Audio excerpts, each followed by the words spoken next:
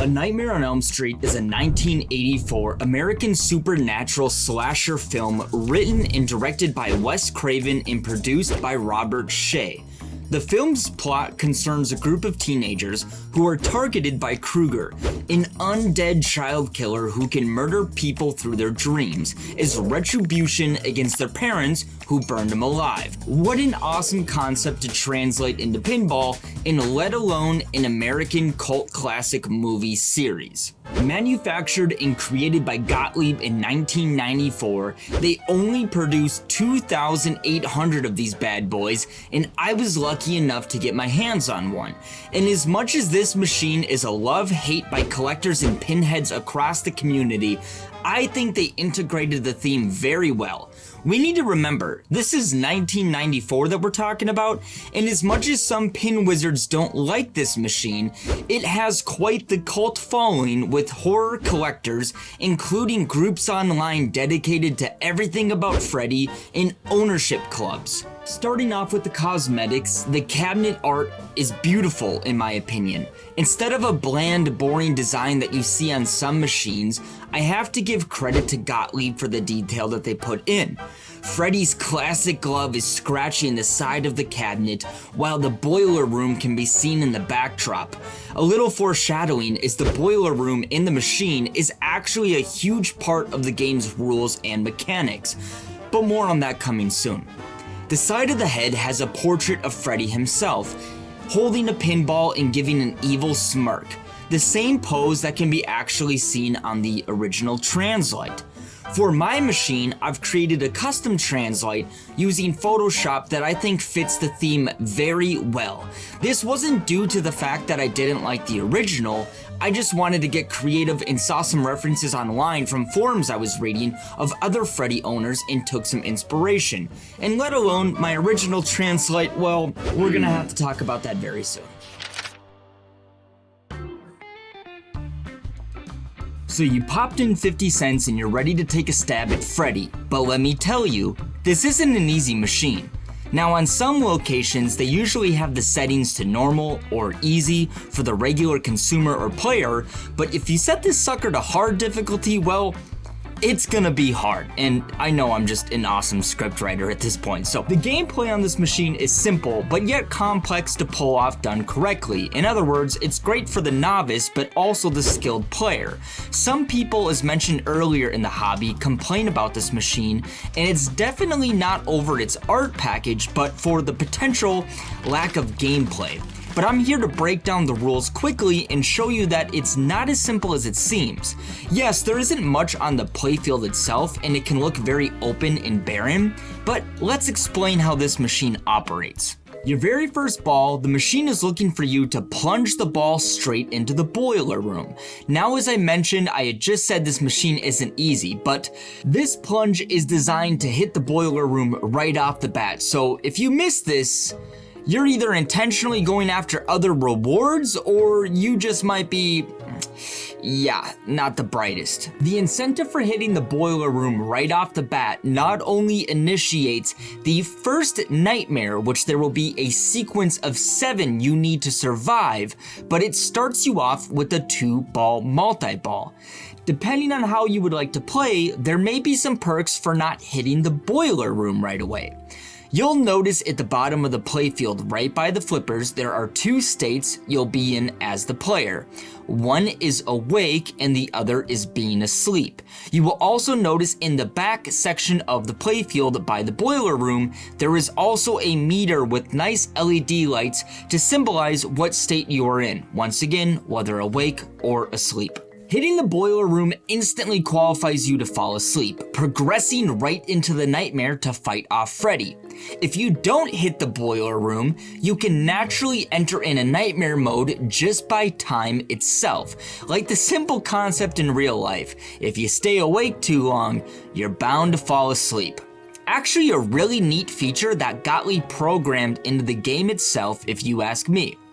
While you're in the awake state, your job is to collect items to help you survive, stay awake longer, or help you beat off Freddy once you've entered a nightmare. We will get into the objects to collect in a minute, but a side note that plays an important role is the meter that is in the back again. If you don't hit the boiler room right off your very first plunge, this meter will slowly work its way down to the asleep metric, which will begin your next nightmare. Hence the time aspect that we just covered. You can prevent this meter from draining by collecting some various objects or items on the playfield.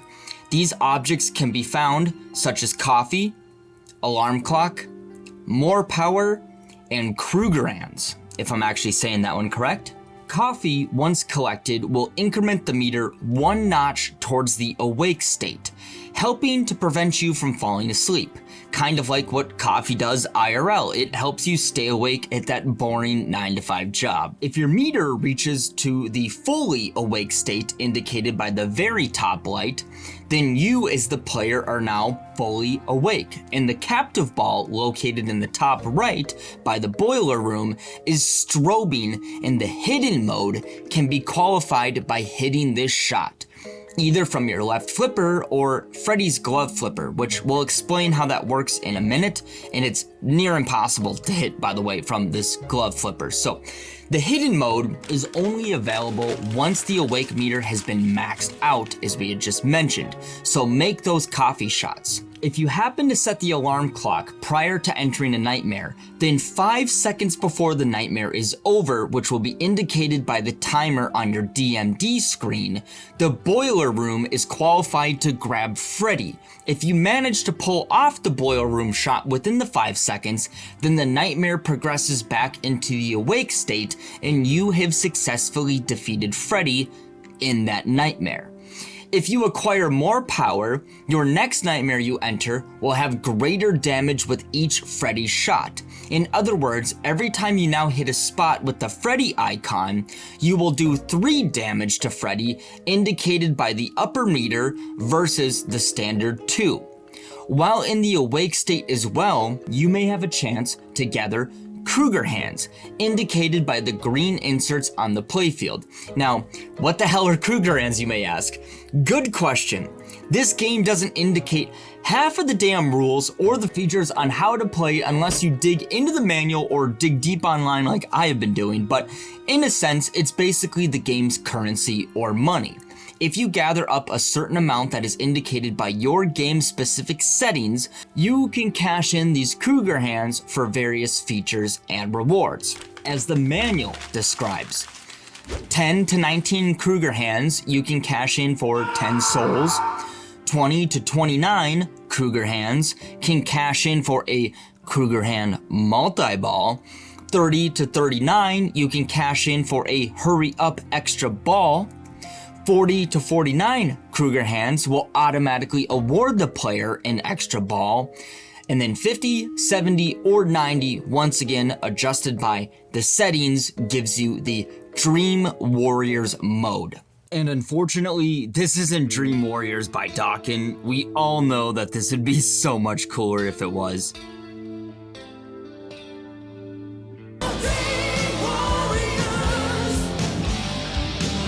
And just like that, we're gonna get hit with YouTube copyright. I do have to say, it's absolutely amazing that this machine has a shop like modern games, you may say, where you can gather currency for rewards, but my God, is it near impossible. Maybe I'm just not that good at pinball, but I swear you never get enough credits to actually cash in for anything, let alone the shots to activate the shop are a bitch. So good luck. Now, I'm gonna show you what I mean. You need to make constant left orbit shots when the insert is lit up saying add Krugerrands. Every shot made through the pop bumpers without hitting the pop bumpers and goes around Freddy's head when this light is activated will award you credits for the shop, once again indicated by the DMD screen in the back. But you still need to wait until you've gathered enough credits to even enter the shop before anything else can happen. Once you've gathered the set minimum credits needed depending on your game settings, then you will need the ball to go through the right return lane with the indicated light trade Krugerrands when lit insert is activated. But wait, you don't just get to trade them in yet. Now you have to make that same left orbit shot through the pop bumpers and around Freddy's head to actually get into the shop and finally spend that hard-earned money. The shop light is finally indicated by the Trade Krueger hands insert near the pops.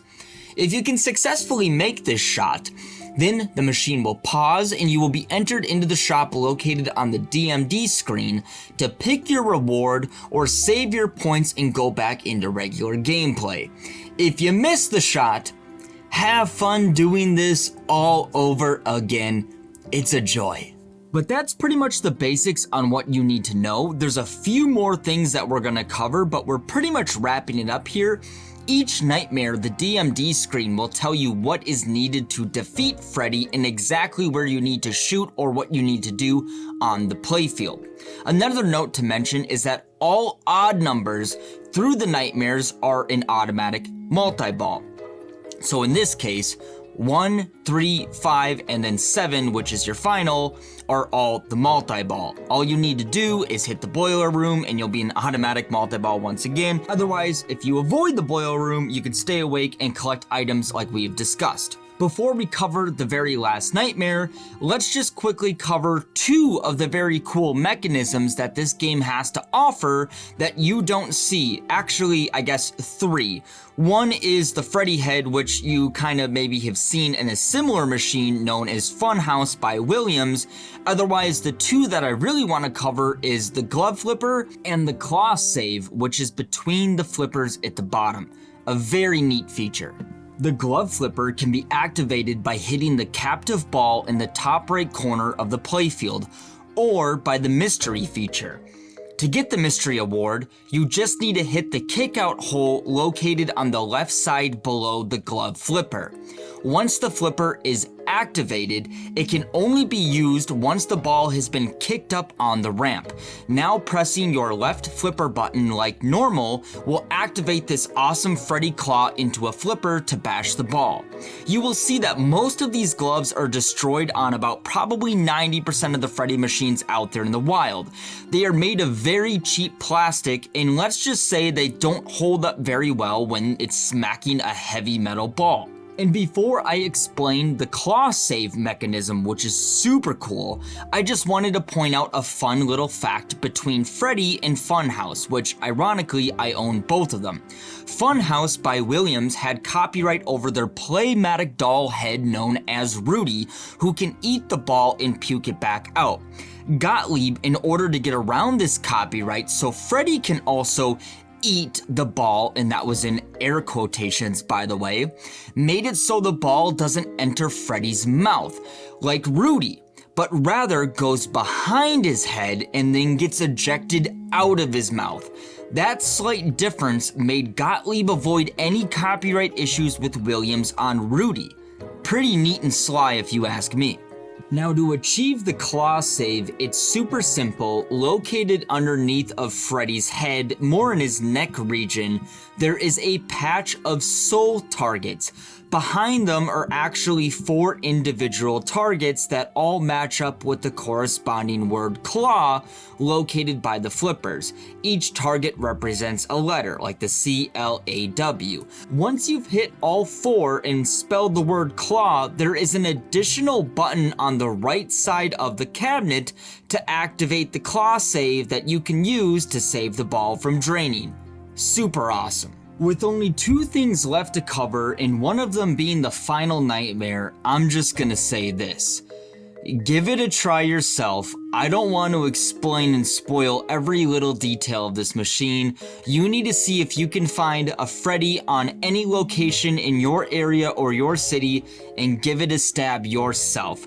And the last thing that I want to explain, which was referenced at the beginning of this video, was my broken translite that I actually sent to Robert Englund himself to sign, and basically how it ended up breaking.